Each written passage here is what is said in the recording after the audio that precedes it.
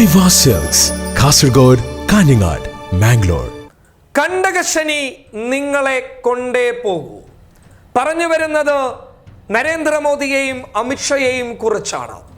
പൗരത്വ ഭേദഗതി നിയമത്തിൽ തൊട്ടതിന് പിന്നാലെ എല്ലായിടത്തും നരേന്ദ്രമോദിക്കും അമിത്ഷയ്ക്കും ലഭിക്കുന്നത് തിരിച്ചടികളുടെ പൊടിപൂരമാണ്.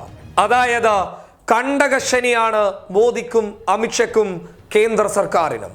പറഞ്ഞു വരുന്നത് ലോകരാഷ്ട്രങ്ങളുടെ പ്രതിപ്പട്ടികയിൽ ഉൾപ്പെട്ടിരിക്കുന്നു മോദിയും അമിത്ഷയും. അവരെ ലോകരാഷ്ട്രങ്ങൾ ഉറ്റുനോക്കുകയാണ്.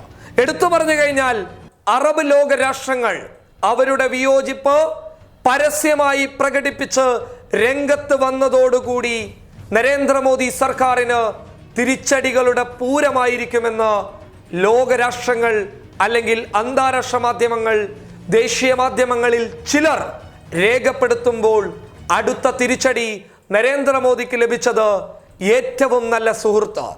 ഇന്ത്യയും പാകിസ്ഥാനും തമ്മിൽ പ്രശ്നമുണ്ടാകുമ്പോൾ ഇന്ത്യ ബലാക്കോട്ടിൽ തിരിച്ചടി നൽകിയ സമയത്ത് പാകിസ്ഥാനോടൊപ്പം നിൽക്കാതെ ഇന്ത്യക്കൊപ്പം നിന്ന് പാകിസ്ഥാനെതിരെ ശബ്ദിച്ച രാജ്യമാണ് ഇറാൻ.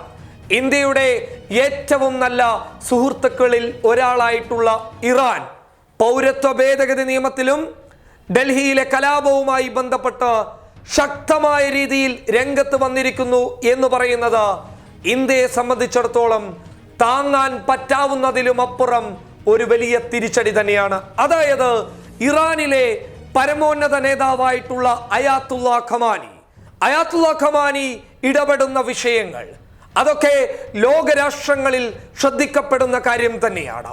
ഇടപെടുന്ന വിഷയങ്ങളിൽ കൃത്യമായ ഇടപെടൽ നടത്തുന്ന ഇറാന്റെ പരമോന്നത നേതാവ് ഇപ്പോൾ പൗരത്വ ഭേദഗതി നിയമത്തിലും ഡൽഹിയിലെ കലാപത്തിലും ശക്തമായ ഇടപെടൽ നടത്തിയിരിക്കുന്നു.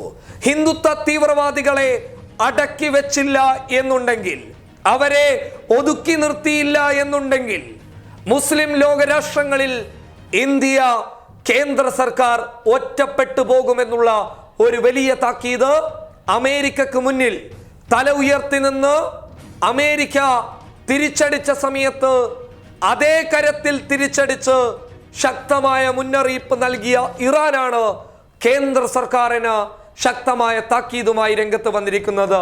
ഹിന്ദുത്വ തീവ്രവാദികളോട് അടങ്ങിയിരിക്കാൻ പറയൂ, സംഘപരിവാർ തീവ്രവാദികളോട് അടങ്ങിയിരിക്കാൻ പറയൂ, ഇല്ലെങ്കിൽ ഞങ്ങൾ നിങ്ങളെ ഒറ്റപ്പെടുത്തും. അതായത് അറബ് ലോകരാഷ്ട്രങ്ങൾ, ലോകത്തുള്ള മറ്റു ചില രാജ്യങ്ങൾ ഇന്ത്യക്കെതിരെ പൗരത്വ ഭേദഗതി നിയമത്തിലും ഡൽഹി കലാപത്തിലും നിലപാടെടുക്കാൻ മുന്നോട്ട് വരുന്നു, നീക്കം നടത്താൻ മുന്നോട്ട് വരുന്നു എന്ന് പറയുമ്പോൾ പ്രവാസ ലോകത്ത്, അന്തർദേശീയ രംഗത്ത് ഇന്ത്യയുടെ സാമ്പത്തിക രംഗത്തിന് തിരിച്ചടി ലഭിക്കാനുള്ള സൂചനകൾ ലഭിക്കുമ്പോൾ മോദിക്കും അമിത്ഷയ്ക്കും ഇനി ഒരേ ഒരു വഴിയേ ഉള്ളൂ.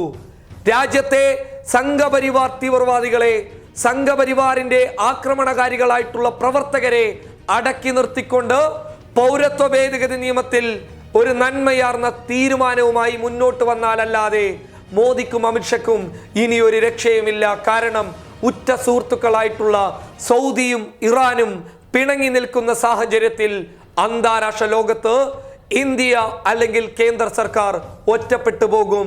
ആ പേടി അമിത്ഷയ്ക്കും നരേന്ദ്രമോദിക്കും നല്ല രീതിയിൽ തന്നെയുണ്ട്. News desk public Kerala.